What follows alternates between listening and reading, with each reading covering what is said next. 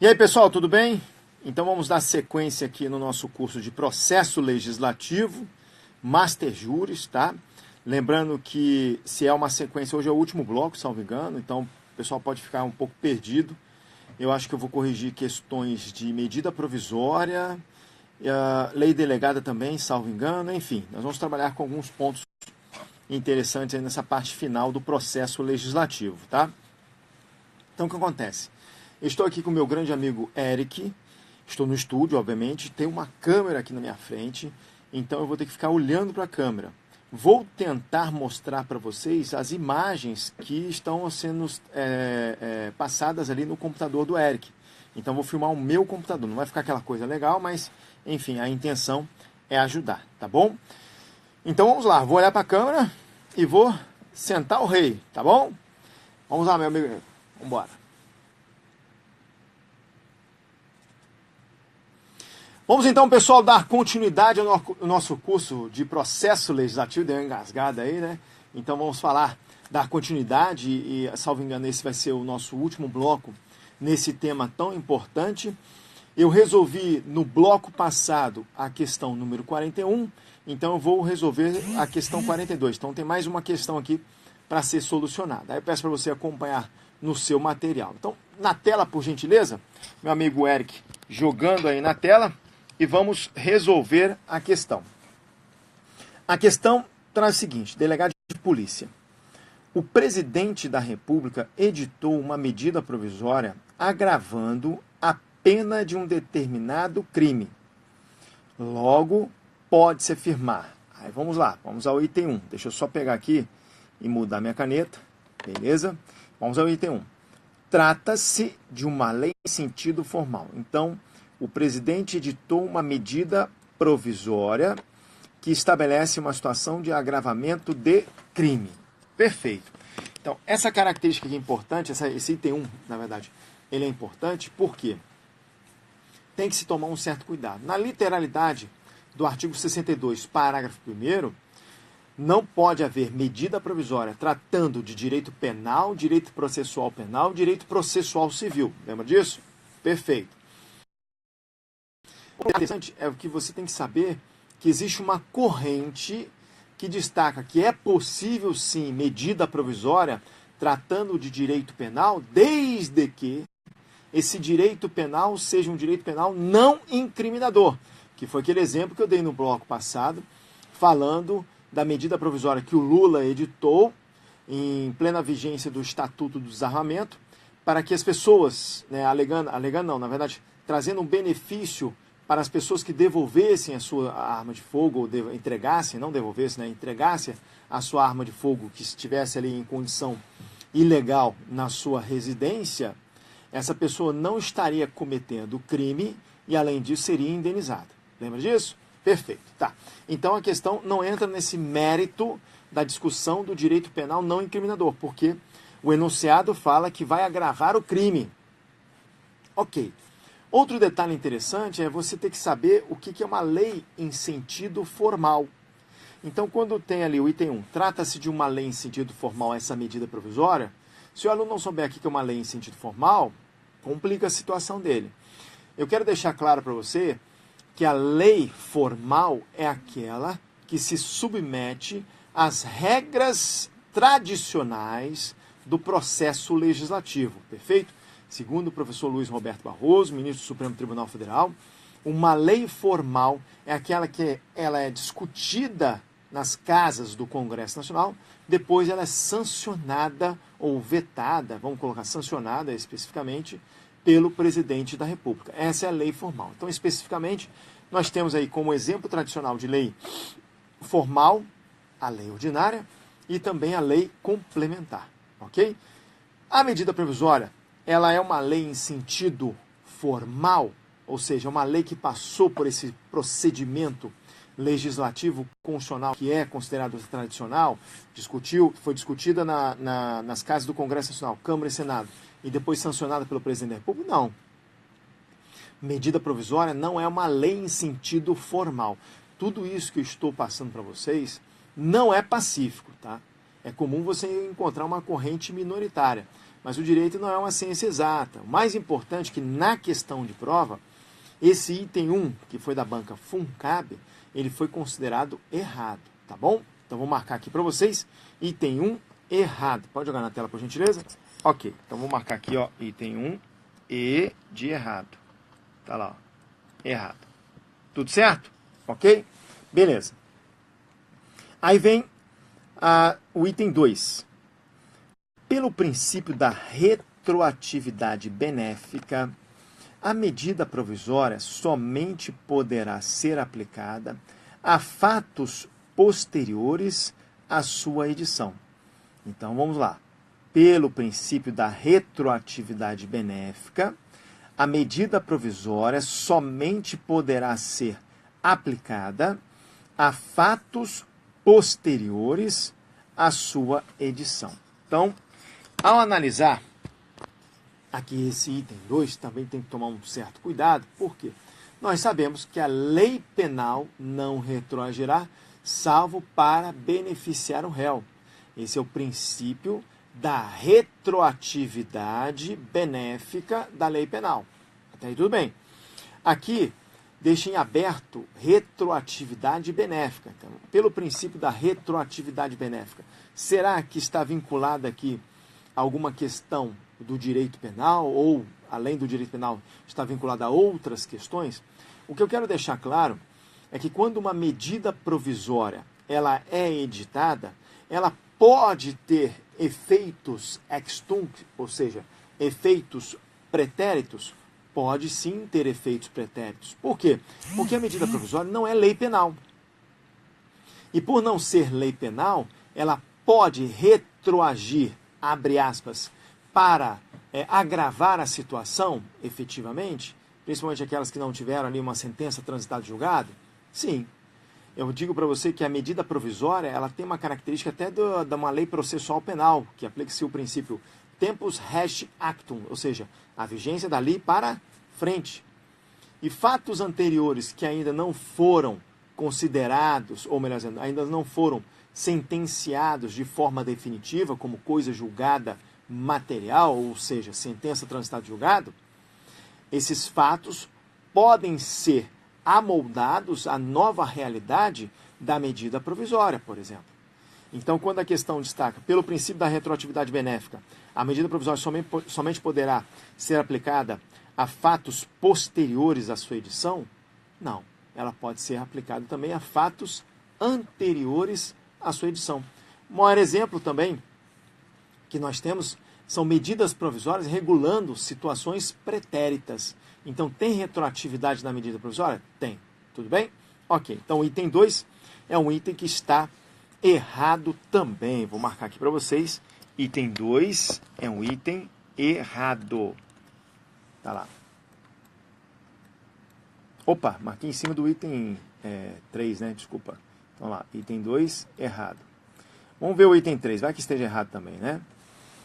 A agravação da pena poderá ocorrer após a aprovação da medida provisória pelo Congresso Nacional. Então, de novo, ó, medida provisória não pode tratar de direito penal, principalmente se for incriminador. Vou manter esse E aqui, ó, errado. Então, você tem 1 errado, 2 errado, 3 errado, tá bom? 4. A medida provisória apresenta vício de origem, que não convalesce pela sua eventual aprovação. Então, você tem uma medida provisória aqui, ó, uma medida provisória que agravou a pena de determinado crime.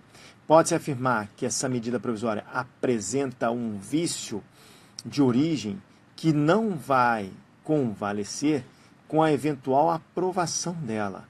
Perfeito. Esse vício de origem é justamente um vício constitucional. Por quê? Porque medida provisória não pode tratar de assunto vinculado a direito penal, principalmente se for direito penal incriminador. Então eu tenho que a 1 está errada, a 2 está errada, a 3 está errada e a 4 é a nossa alternativa correta. Então vou marcar aqui com vocês. Deixa eu ver. A alternativa 4 apenas, a resposta é a letra E. Tudo bem. Temos uma outra questão, questão 40. 43. Pode jogar na tela? Já está na tela? Beleza. Vamos analisar então a questão 43. Questão 43, ela diz o seguinte, vamos lá. De acordo com a Constituição Federal Brasileira de 1988, as medidas provisórias A. terão validade de 30 dias, podendo ser reeditadas caso não sejam apreciadas pelo Congresso Nacional. E aí? As medidas provisórias terão validade de 30 dias, podendo ser reeditadas caso sejam apreciadas pelo Congresso. Qual é a validade de uma medida provisória? 60 dias, prorrogar por mais um período respectivo. Tudo bem? Tranquilo? Então tá aqui, ó. Letra A está errada. Letra B. Não podem versar sobre matéria reservada à lei complementar. E aí? A medida provisória realmente não pode versar sobre matéria reservada à lei complementar. Então, a alternativa correta é a alternativa B de bola. Ok? Perfeito. Vamos à alternativa C. Vamos ver o que tem na C que está errado. As medidas provisórias podem versar sobre o direito penal? Não. Não podem versar sobre o direito penal. Nem processual civil, muito menos processual penal. Agora, se tivesse direito civil, aí a medida provisória poderia versar. Ok? Vamos lá, letra D. Perderão a eficácia se não convertidas em lei no prazo máximo de 60 dias improrrogáveis, lembrando que tem a prorrogação. Então, essa alternativa ela está errada. Tudo certo, pessoal? Vamos lá, então? Olha só, temos uma perguntinha. Olha a perguntinha. A medida provisória pode ser editada para abertura de crédito extraordinário? Pasme, isso já caiu em prova. E a regra é que MP não pode tratar de matéria orçamentária. Então vamos colocar na tela aqui, ó. Regra. MP não pode tratar de matéria orçamentária. Tem exceção? Tem. Está lá no 167, parágrafo 3º da Constituição Federal. Então vamos puxar ele aqui, ó. 167, parágrafo 3º, que fala das despesas que são imprevisíveis e urgentes em situação de guerra, comoção interna ou calamidade pública. Então pode ter aqui, ó, olha lá, olha que interessante esse momento que nós estamos vivendo de intervenção federal aqui no Rio de Janeiro. Medida provisória não pode tratar de matéria orçamentária. Agora, caso seja, olha aí, ó, despesas imprescindíveis e urgentes, decorrentes de guerra, comoção interna ou calamidade pública, pode ter medida provisória sobre esse assunto. Uma situação excepcional, que é a chamada abertura de crédito extraordinário. Depois, se você quiser ler o artigo 167, parágrafo 3º, na íntegra, está lá, ó, 167, parágrafo 3º. A abertura de crédito extraordinário somente será admitida para atender às despesas imprevisíveis e urgentes, como as decorrentes de guerra, comoção interna ou calamidade pública, observado o disposto no artigo 62. Ok? Então, na pergunta, medida provisória pode tratar aí sobre a abertura de crédito extraordinário? Em regra, não. Excepcionalmente, quando forem despesas imprevisíveis, urgentes, decorrentes de guerra, comoção interna ou calamidade pública. Ok? Não esquece disso, não. Está em 167 para o 3º. E vamos aqui, ó. Próximo. É possível o controle jurisdicional de medida provisória que abre crédito extraordinário? Então, um tipo de controle. É possível? É. No quesito imprevisibilidade e urgência. Então, vamos colocar aqui, ó. Foi decisão do STF. Admite-se o controle dos seguintes requisitos: a imprevisibilidade e a urgência. Então, medida provisória que tem ali uma situação excepcional de tratar de créditos extraordinários decorrentes de guerra, calamidade pública, etc. Se submetem a algum controle judiciário? Sim, no quesito urgência e imprevisibilidade. Ok? E aí, vamos lá. Outra pergunta aqui, praticamente, né, tratando aí do mesmo assunto, reforçando, né? Segundo o entendimento do STF, é possível medida provisória regulamentar matéria tributária? Olha, é possível sim a medida provisória regulamentar matéria tributária. Nós já vimos isso. Perfeito? Agora, tem exceção? Tem.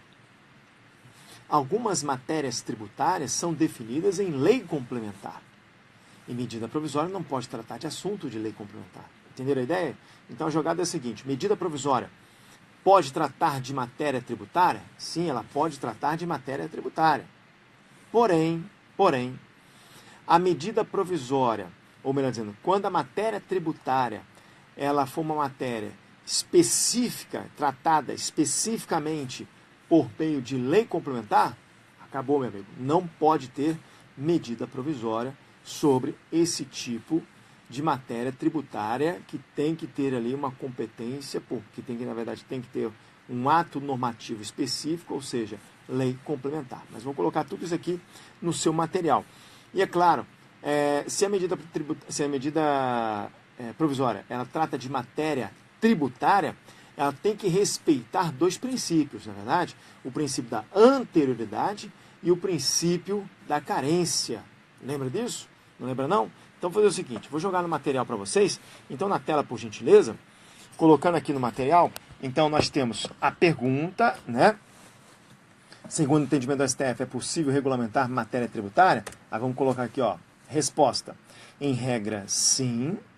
Exceção, não é possível quando a Constituição exige lei complementar. E as condições é observar os princípios da anterioridade tributária, do 50, inciso 3ª, linha D, né?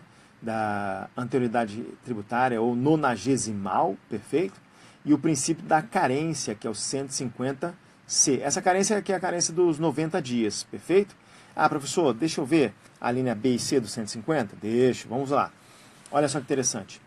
Sem prejuízo de outras garantias asseguradas ao contribuinte, é vedada à União, os Estados, ao Distrito Federal e aos municípios. 3. Cobrar tributos. B. No mesmo exercício financeiro em que haja sido publicada a lei que os instituiu ou aumentou. E C. Antes de decorrido 90 dias da data em que haja sido publicada a lei que os instituiu ou aumentou, observado o disposto na linha B de bola. Ok? Perfeito? Então matamos aqui as duas condições, que é a anterioridade tributária na linha B, 150, inciso 3ª, linha B, e da carência, que é o 150, inciso 3º, a linha C. Ok? Depois eu trago aqui as competências vinculadas à lei complementar. Isso aqui é só para complementar o material, não tem para onde fugir, perfeito? E aí você tem lá os impostos que são por meio de lei complementar, que eu cito. Aí eu trago MP versus matéria tributária. Isso aqui é tudo para complementar, é tudo complementar. Agora vamos fazer o seguinte, vamos tirar a prova real. Vamos fazer questões de prova. Olha essa questão aí, vamos ver se você acerta, hein? A medida provisória pode dispor acerca de matéria de, e aí, letra A, natureza processual? Não, nem processual penal, nem processual civil. Organização do Poder Judiciário? Não pode. Detenção de poupança popular? Lembra do Plano Collor? Isso não pode mais. Estruturação de partidos políticos? Isso não pode mais. Qual é a resposta? Letra E, majoração de tributos. Olha que interessante. Então, a medida provisória pode majorar tributos, claro, com algumas exceções. Olha aqui, ó, está perguntando se pode. A medida provisória pode dispor sobre majoração de tributos? Pode, é possível. Ok? Ok, então, 44, letra E.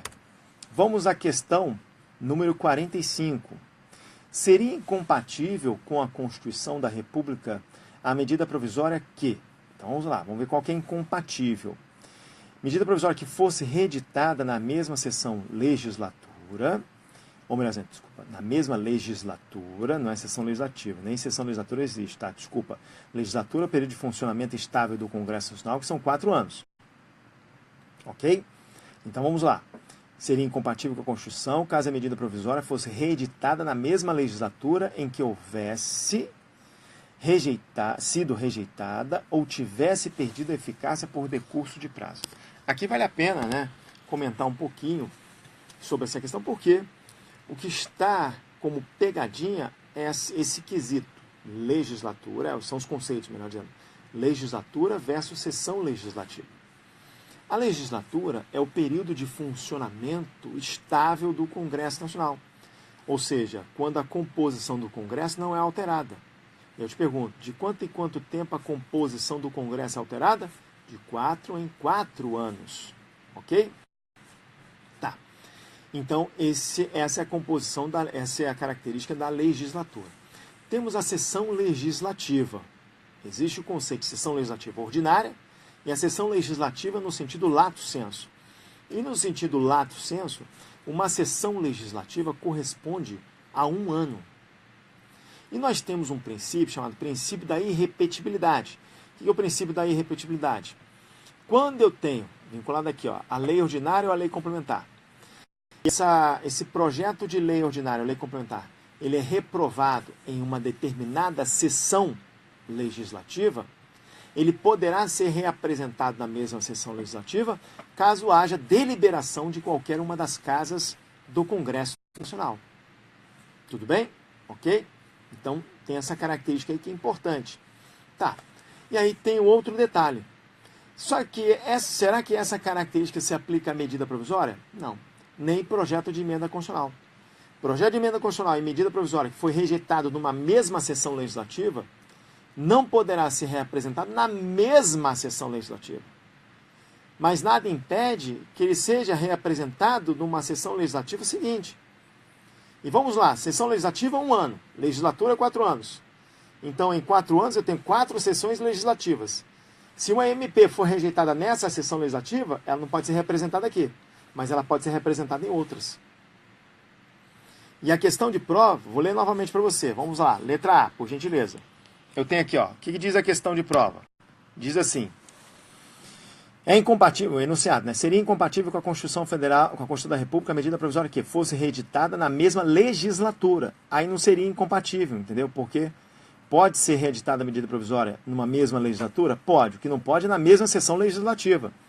Então o erro está aqui, na letra A. Ok? Vamos à letra B? Seria incompatível com a Constituição da República a medida provisória que procedesse à abertura de créditos extraordinários. E aí? Seria incompatível com a Constituição a medida provisória que procedesse à abertura de créditos extraordinários. Medida provisória não pode abrir créditos extraordinários em situação excepcional de guerra, por exemplo, calamidade pública? Pode ou não pode? Pode. Então a B está compatível com a Constituição Federal. Então está errado. Vamos lá. C. Dispusesse sobre conflito de competência. Então seria incompatível com a Constituição Federal a medida provisória que dispusesse sobre conflito de competência em matéria tributária entre os entes da federação. Então, doutores e doutoras, uma medida provisória, ela pode dispor sobre conflito de competência tributária, principalmente entre os entes da federação? Não, quem faz isso é a Constituição. Então, realmente, se tivesse uma medida provisória sobre esse assunto, ela seria incompatível com a Constituição. Então, de cara, a letra C é a nossa resposta. Tudo bem? Aí vamos fazer o seguinte, ó. Vamos aqui, ó. Letra D. Medida provisória seria incompatível com a Constituição Federal se a medida provisória não fosse convertida em lei no prazo de 60 dias. Isso não seria incompatível, porque ela tem até 120 dias para ser convertida em lei. Letra E. Implicasse a majoração dos impostos e produzisse efeitos no exercício financeiro seguinte, aquele em que fosse convertida em lei. Então não tem nada a ver, porque a medida provisória pode tratar aí de matéria tributária. Ok? Para aqueles que não pegaram, né, a letra A, está lá, ó, 25, parágrafo 2º, também traz uma vedação aí de medida provisória quando tratar de serviços locais de gás canalizado. Ok? Ah, professor, tem outra vedação em relação à medida provisória? Tem lá no 246. Perfeito? Então, 246 está aqui, ó. É vedada a adoção de medida provisória na regulamentação de artigo da Constituição Federal, cuja redação tenha sido alterada por meio de emenda promulgada no dia 1º de janeiro de 95. Isso aqui é só para complementar, tá bom? As hipótese de vedação. Outra hipótese de vedação de medida provisória está no artigo 73 do ADCT. ADCT, Atos das Disposições Constitucionais Transitórias, que traz ali regulação do Fundo Social de Emergência, não poderá ser utilizado como instrumento previsto no inciso 5º da Constituição Federal.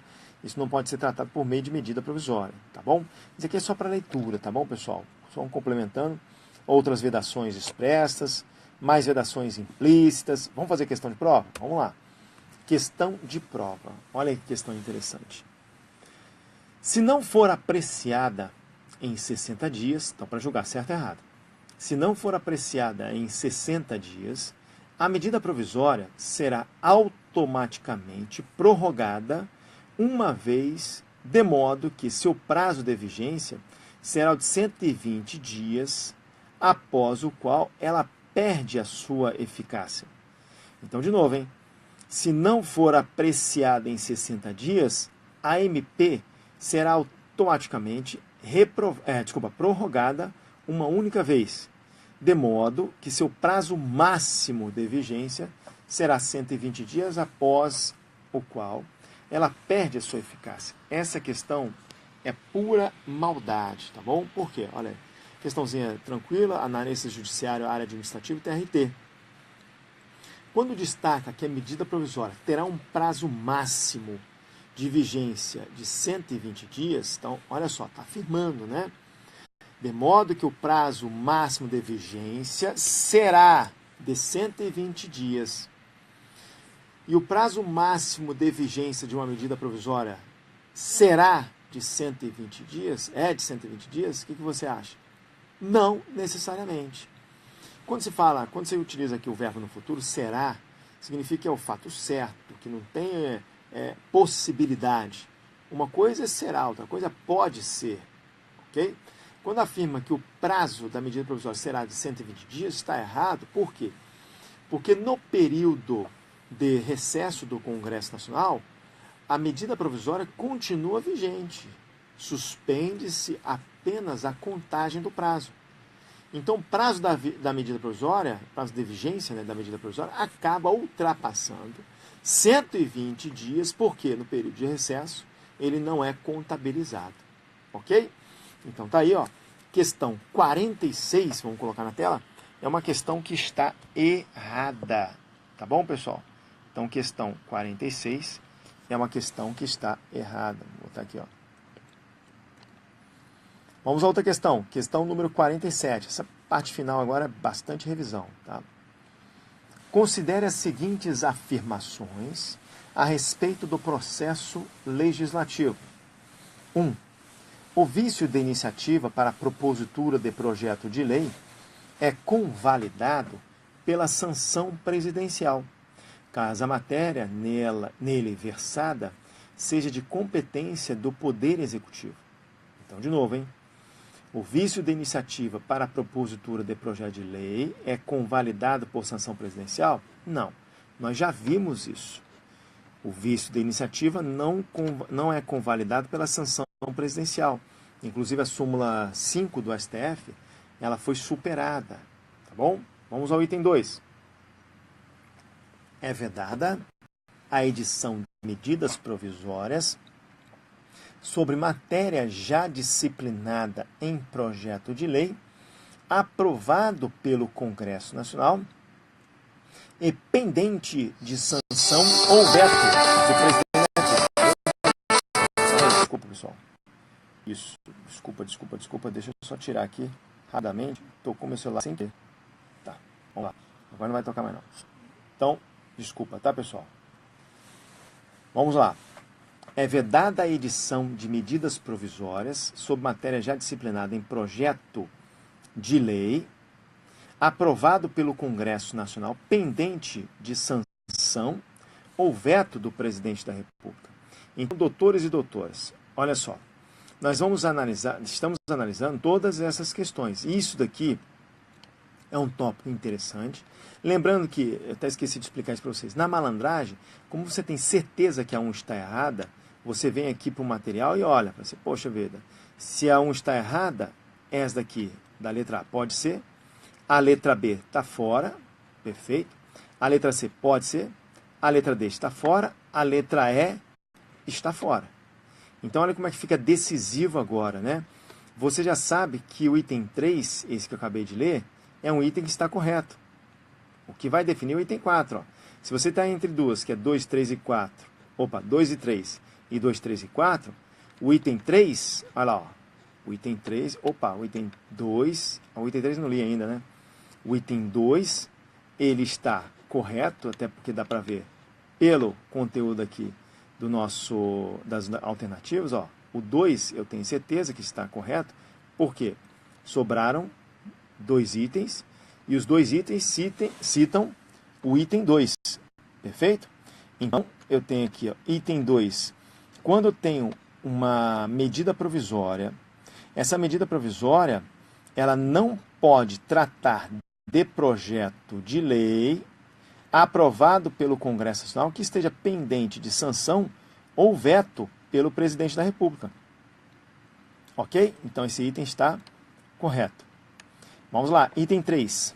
O veto presidencial a projeto de lei pode ser fundado em vício de inconstitucionalidade? E aí? O veto presidencial pode ser veto inconstitucional? Pode. Então, o item 3 é um item que está correto. Agora, o que vai definir o item 4? É vedada a reedição na mesma sessão na mesma legislatura, quase que eu li errado, né? Na mesma legislatura, de medida provisória que tenha sido rejeitada ou que tenha perdido a sua eficácia por decurso de prazo. E aí? Lembra dessa questão aqui, ó? É legislatura ou é sessão legislativa a fase do impedimento? A fase do impedimento é a sessão legislativa, não é legislatura. Então, esse item 4 é um item que está errado. E aí ficou mais fácil, né? Nós temos como itens corretos só o 2 e 3. Então, vamos ficar, cadê 2 e 3? Com a letra A. Tá aí, ó. Letra A é a nossa resposta. Então, na malandragem, para você não perder muito tempo com questões, ao analisar, né, uma questão de itens, quando você tiver certeza que um está errado, já tente eliminar pelas alternativas. Aí fica mais fácil. Vamos lá? Vamos lá. Olha só. Questão 48. Questão 48 diz o seguinte: a inobservância pelo Congresso Nacional do prazo constitucional de 60 dias para a conversão de medida provisória em lei, cuja vigência já tenha sido prorrogada uma vez, e aí, ocasionará perda da eficácia da medida provisória, salvo se a mesma medida provisória for reeditada na mesma sessão legislativa? Não, não vai ocasionar perda da eficácia, porque 60 dias prorrogar por mais um período. Vamos lá. Letra B. Letra B, você tem aqui, ocasiona perda ex nunc da eficácia da medida provisória. Olha, se não for observada a medida provisória no prazo de 60 dias, você tem prorrogação automática. Então, não vai perder eficácia. Tá ok? C. Não ocasiona perda da eficácia da medida provisória, salvo se houver explícita rejeição do projeto de conversão. Não tem essa exceção aqui. Então, está errado. Vamos lá. Olha só que interessante, ó. A inobservância pelo Congresso, sempre lendo o enunciado novamente, a inobservância pelo Congresso Nacional de prazo constitucional de 60 dias para a conversão de medida provisória em lei, cuja vigência já tenha sido prorrogada uma vez. Vamos lá. D. Ocasiona perda da eficácia da medida provisória, a não ser que outra medida provisória tenha sido editada após o prazo de 60 dias para o Congresso se manifestar. Também não tem essa condição, então está errado. Ok. A medida provisória, quando ela foi rejeitada, já foi prorrogada uma vez, ela foi rejeitada, gera uma perda ex tunc da eficácia da medida provisória? Lembra que eu comentei com vocês, falei o seguinte, olha pessoal, quando uma medida provisória ela é rejeitada por qualquer uma das casas legislativas, ou ela não é votada durante o prazo, ou seja, ocorre ali o decurso de prazo, o que vai acontecer? O Congresso Nacional tem que emitir um decreto legislativo no prazo de 60 dias para regularizar todas as situações que ocorreram na medida provisória. Por quê? Todas as situações. Porque quando a medida provisória ela é rejeitada ou quando ultrapassou-se ali o seu decurso de prazo, o efeito da nulidade dessa medida provisória, ele é ex tunc, é desde a origem. Então a alternativa é, quando fala ocorrerá perda ex tunc da eficácia da medida provisória, essa é a nossa resposta. Então vou marcar aqui para vocês, letra E é a nossa resposta. Pode deixar na tela, isso. Letra E. Tudo bem? Perfeito. Então tem mais uma questão, tá? Vamos analisar mais uma questão? Vamos lá, essa fase final é só a revisão. Questão que eu adaptei de promotor de justiça, aí é para julgar certo ou errado, tá ok? Vamos lá. Analisando aqui a questão. Eu tenho em processo legislativo de conversão de medida provisória em lei, não é possível a apresentação de emenda parlamentar sem pertinência lógico-temática com o objeto da mesma medida provisória, ok? Sendo esta última espécie normativa de competência exclusiva do Presidente da República, não é permitido o Poder Legislativo tratar de temas diversos daqueles fixados como relevantes e urgentes sob pena de enfraquecimento de sua legitimidade democrática. Então, doutores e doutoras, nós temos aqui uma situação que já foi comentada em blocos anteriores. Uma medida provisória pode ter emendas parlamentares, desde que não aumente despesa e desde que, principalmente, tenha pertinência temática. Então, essa questão de promotor de justiça, que é o número 49, é uma questão que está correta. Então, veja lá, hein? Nós estamos no nosso curso de processo legislativo já resolvendo mais de 50 questões. Vou para 50 agora. Então, na tela, já está na tela? 50. Questão 50. Na questão 50, destaca o seguinte. Agora é ZAF, né? Nós estamos mesclando as bancas. Então, vamos lá. Considerando as normas constitucionais a respeito do processo legislativo, é correto afirmar que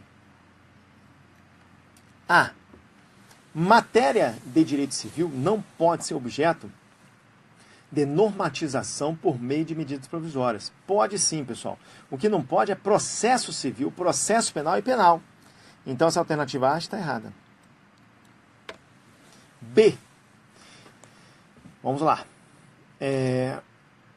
Possui, eu gosto sempre de ler o enunciado quando não faz muito sentido, então vamos lá. Considerando as normas constitucionais a respeito do processo legislativo, possui efeito repristinatório, letra B, sobre o direito com ela colidente à não conversão da medida provisória, de acordo com o Supremo Tribunal Federal. Então, possui efeito repristinatório sobre o direito com ela colidente à não conversão da medida provisória de acordo com o Supremo Tribunal Federal. Ah, professor, aperte a tecla SAP aí, explique para mim o que está acontecendo, que eu não entendi nada dessa alternativa B. Olha só, eu comentei contigo que quando uma medida provisória ela trata do mesmo assunto de uma lei que já existe, o que vai acontecer com essa lei que já existe? Vem a medida provisória agora, aí tem essa lei que já existe, tratando do mesmo assunto. Essa lei terá sua eficácia suspensa. E aí essa medida provisória vai sendo deliberada. No momento que ela é aprovada, então ela é convertida em lei. Quando ela é convertida em lei, essa lei anterior que tinha suspensa a eficácia, ela é revogada. Agora, se caso a medida provisória não for aprovada, não for convertida em lei, o que acontece? Você tem um efeito repristinatório dessa lei anterior que estava com eficácia suspensa. Então, a alternativa B, quando fala possui efeito repristinatório sobre o direito com ela colidente à não conversão da medida provisória de acordo com o STF, a letra B é uma alternativa que está correta. Tudo bem? Tranquilo? Vamos lá? Vamos lá então, hein? Letra B é a nossa resposta. Vamos aqui analisar o erro das demais. Encaminhado projeto de lei pelo Poder Legislativo e em não sendo sancionado pelo chefe do Poder Executivo no prazo constitucional de 15 dias, o referido projeto caduca? Não, há a sanção tácita, né? Se não for aprovado nos 15 dias úteis, há a sanção tácita, não tem nada a ver de caducar. Não tem nada a ver com caducar, desculpa, né? D. Pode ocorrer promoção de proposta de emenda constitucional, segundo a Constituição Federal, por meio de iniciativa popular, sem restrições às matérias? Então, PEC, projeto de emenda constitucional, não pode ser apresentado, não pode ser deflagrado, melhor dizendo, por meio de iniciativa popular. Quem é que vai deflagrar uma PEC? O presidente da República, mais da metade das assembleias legislativas com votação por maioria relativa, 1/3 da Câmara ou 1/3 do Senado. Ok? Então a D está errada. Para que seja iniciado, deverá ser proposto junto à mesa no Senado Federal projeto de lei de iniciativa do STF e tribunais superiores. Olha só, projeto de lei de iniciativa do STF e tribunais superiores, a casa iniciadora não é o Senado, vai ser a Câmara, ok? Então não tem nada disso. Bom, pessoal, finalizamos as questões, beleza? Então fizemos aí questões na parte de medida provisória, perfeito? E essas questões são, obviamente, questões técnicas de revisão, para que você possa depois treinar com mais calma e fazer outras questões, tá bom? Então vamos lá, eu quero que você analise comigo a seguinte situação agora. Decreto legislativo. O que é o decreto legislativo? Quem é que emite o decreto legislativo? É o Congresso Nacional. Mas o Congresso Nacional, ele emite o decreto legislativo na sua atividade de legislar ou é na atividade de fiscalização? Muita gente errou essa questão de prova. O decreto legislativo decorre da competência exclusiva do Congresso Nacional. E se a competência ela é exclusiva do Congresso, é porque é uma atividade de fiscalização. Então tome um certo cuidado, mas lembrando que o decreto legislativo ele é ato normativo primário. Então, peraí, uma atividade de fiscalização do Congresso Nacional, ela pode ser manifestada por meio de decreto legislativo. Justamente o quê? Para garantir a execução daquela fiscalização. Então você tem o presidente da República, ao emitir um decreto regulamentar, se ele extrapolar os limites do decreto regulamentar ou até da delegação legislativa, o Congresso pode sustar os atos normativos do Poder Executivo que exorbitaram o poder regulamentar, os limites da delegação legislativa. Tudo isso por meio de um decreto legislativo. Tudo bem? Vamos fazer o seguinte? Na tela você vai conseguir visualizar melhor essas questões. Então, nós temos aqui a seguinte situação. Decreto legislativo, tá? Então, o decreto legislativo, ele vai materializar as competências exclusivas do Congresso, conforme eu comentei com vocês. Os decretos legislativos possuem procedimentos que estão em regimentos internos nas casas do Congresso Nacional, perfeito, está lá, ó. Procedimentos contemplados nos regimentos internos das casas do Congresso Nacional, ok? O decreto legislativo ele vai regulamentar os efeitos de uma medida provisória que não foi convertida, lembra que eu já comentei isso com vocês? Vamos lá, tá aí, ó. Regulamenta efeitos da medida provisória não convertida em lei. Quando se tem decreto legislativo, fala-se em sanção ou veto? Não, então você não tem sanção nem tem veto. O próprio decreto legislativo, ele decorre de atos de efeitos internos ou externos ao Congresso Nacional. Olha só, se eu tenho ali a característica que o presidente pode sustar os atos normativos do Poder, que o Congresso, pode sustar os atos normativos do Poder Executivo, por meio de decreto legislativo, é um ato externo, né? Então, você tem lá atos com efeitos externos ao Congresso Nacional. Ok, aí vem a pergunta mais interessante, né, que o pessoal mais erra. Decreto legislativo, ele é promulgado e publicado por quem? Pelo presidente do Senado Federal, que é o presidente do Congresso Nacional. Então, a promulgação e publicação é pelo presidente do Senado Federal, que é o presidente do Congresso Nacional. Tudo bem? Ok? Então vamos lá, hein? Vamos tirar a prova real? Vamos fazer exercício. Sempre fazendo exercício no nosso módulo, tá? Em matéria de espécies normativas e de processo legislativo, assinale a alternativa correta. A. Pode ser objeto de lei complementar. Então, decreto legislativo, ele pode ser objeto de lei complementar. Matéria que também pode ser objeto de lei ordinária, sendo que aquelas diferenciam-se desta última pelo quórum necessário à sua aprovação, correspondente à maioria simples. Então, isso aqui é quase uma prova de português, né? Então, você tem aqui, ó, pode ser objeto de lei complementar matéria que também pode ser objeto de lei ordinária? Sem problemas, não tem nenhum problema aqui. Pode. Sendo que diferenciam-se desta última, ó, desta última. Qual foi a última? Lei ordinária. Então, tá lá. A última é a lei ordinária, ok? Pelo quórum necessário à sua aprovação, correspondente à maioria simples. E aí? Então, quando você tem aqui, ó, a possibilidade, ó, pode ser objeto de lei complementar, matéria que também pode ser objeto de lei ordinária, quem pode mais, que é a lei complementar, pode menos. Então, o conteúdo de lei ordinária pode ser conteúdo de lei complementar? Sim. Agora, o conteúdo da lei complementar pode ser conteúdo de lei ordinária? Não.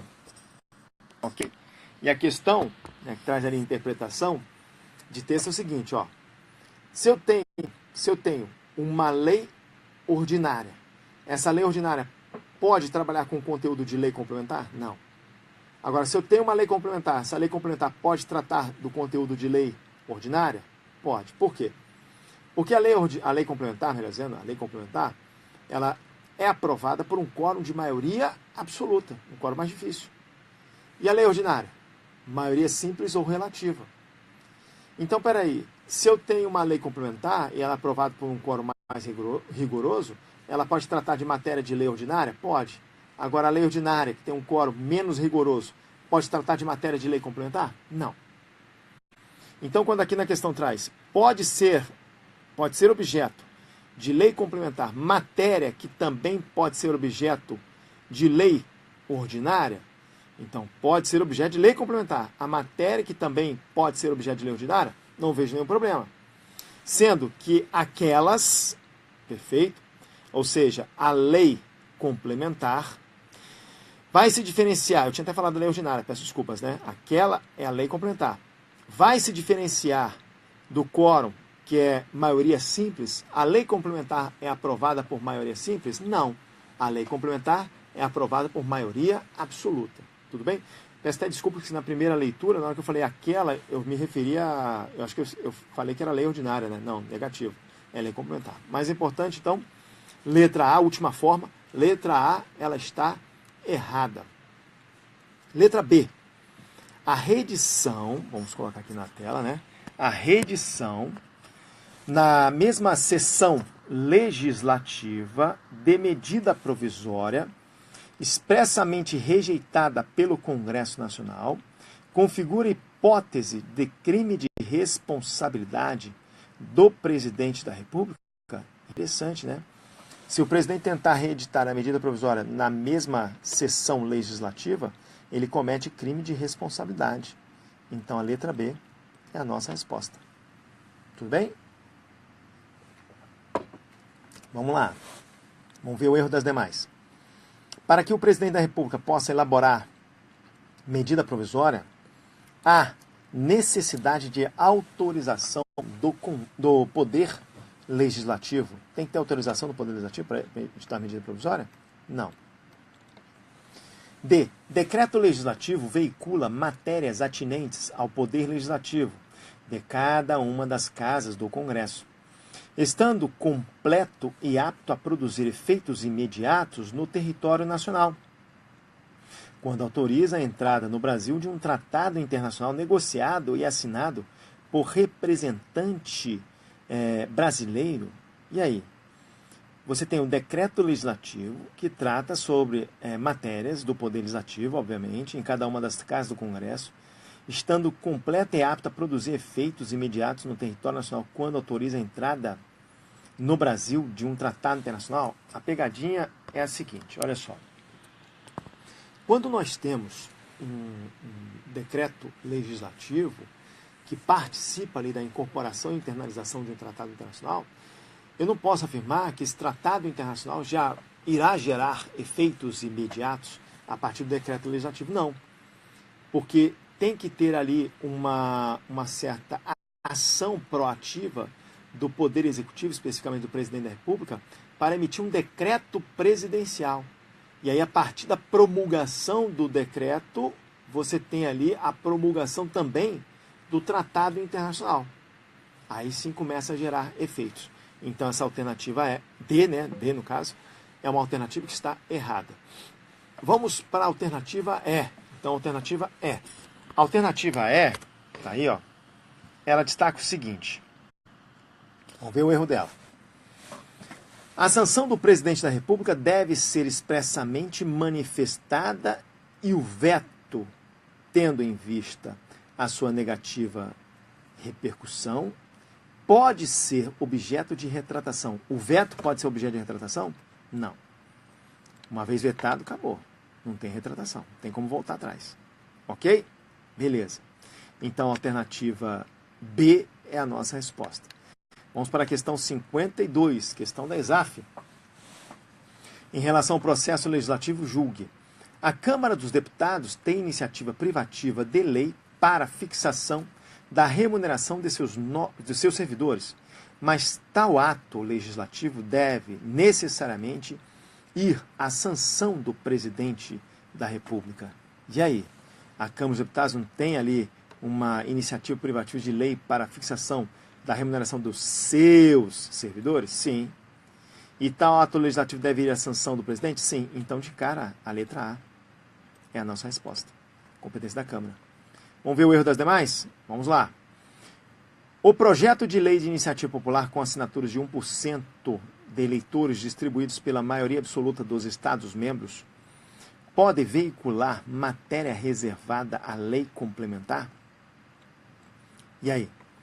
Olha só, projeto de lei de iniciativa popular com assinatura de 1% dos eleitores, não, é 1% do eleitorado nacional, distribuído em 5 estados, com 0,3% do eleitorado de cada estado. Então, a letra B está fora.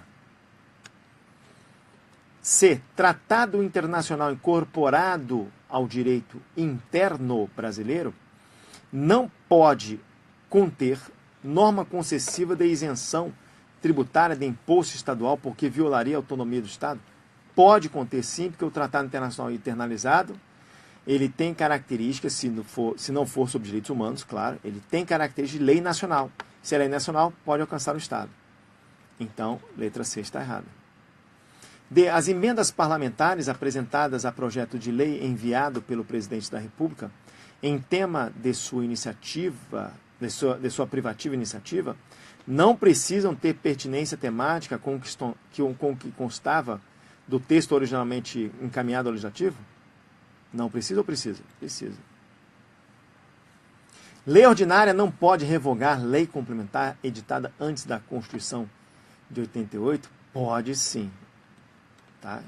Exemplo, Código Tributário Nacional. Então, fizemos mais questões, vamos trabalhar com resolução. Perfeito? A resolução, ela vai ser promulgada pelo presidente da Casa Legislativa, da respectiva Casa Legislativa. Quem é que pode emitir uma resolução? O que você acha? Quem é que pode emitir uma resolução? O Congresso Nacional pode emitir uma resolução ou ele vai emitir só o decreto legislativo? Olha só que interessante, né? O Congresso Nacional, na sua atividade de fiscalização, ele emite decreto legislativo. O Congresso Nacional, na sua competência privativa, caso ele veja a necessidade de delegar suas atribuições para o presidente criar lei delegada, essa atividade do Congresso, delegar ao presidente para criar lei delegada, é por meio de resolução. As competências da Câmara e do Senado são por meio de resolução. Perfeito? Então, a resolução resolução tem essa peculiaridade. Vamos para a tela novamente. E aí eu tenho o seguinte, ó, a resolução, então, é promulgada pelo presidente da Casa Legislativa. Perfeito? Ok. A resolução materializa as competências privativas da Câmara dos Deputados, privativa do Senado Federal e algumas competências do Congresso Nacional, algumas competências privativas do Congresso Nacional. Aí você tem aqui, ó, a resolução, você tem ali o Congresso delegando, né, ao presidente para criar as leis delegadas. Existem previsões regimentais para que tenha ali matérias regulamentadas por resoluções no Congresso. Tudo bem? Congresso, Câmara e Senado. Aí olha só que interessante. Resolução e decreto legislativo. Qual a diferença? Resolução vai materializar a competência privativa da Câmara, do Senado ou do Congresso. Está lá, ó. Instrumentaliza a matéria de competência privativa da Câmara, Senado ou Congresso. E o decreto legislativo instrumentaliza a competência exclusiva do Congresso. Ok? Interessante. Aí vamos à pergunta. Já houve caso em que por decreto alterou-se texto de lei? É possível? É possível. O decreto autônomo, ele pode alterar texto de lei, já que o decreto autônomo tem característica de lei? Então olha lá, interessante, ó. Decreto autônomo, para você revisar, compete privativamente ao presidente da República dispor sobre, mediante decreto, dispor, mediante decreto sobre.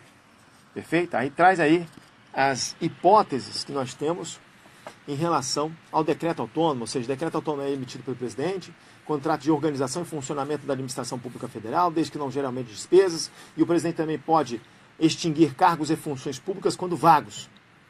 Então é possível um decreto autônomo alterar uma lei? Corrente, primeira corrente, entende que sim.